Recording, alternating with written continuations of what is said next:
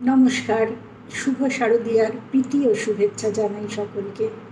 আজ শুভ সপ্তমী শেষ হতে চলল। আচ্ছা, আপনারা জানেন কি এই পুজো কবে থেকে বারোয়ারি পুজো হলো? প্রথমে কিন্তু এটা পারিবারিক পুজো ছিল। ১৬০০ শতকের মধ্যভাগে রাজশাহী জেলার কংসনারায়ণ রায়, যিনি একজন সামন্ত জমিদার ছিলেন, তিনি এই পুজো শুরু করেন। তাই প্রথমে এটি ধনী পরিবারের পুজো ছিল। ১৭৯০ সালে গুপ্তিপাড়ার হুগলি জেলাতে ১২ জন বন্ধু বা ইয়ার মিলে তারা ঠিক করলো যে সবার জন্য পুজো করবে। তাই তারা সবার জন্য একটা কমিটি তৈরি করলো এবং সবার থেকে চাঁদা তুলে পুজো শুরু করলেন।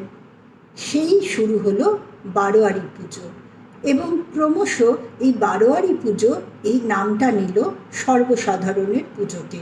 অর্থাৎ এইভাবে ধনীদের পারিবারিক পুজো থেকে বারোয়ারি পুজো বা সর্বজনীন পুজোর সূচনা হলো।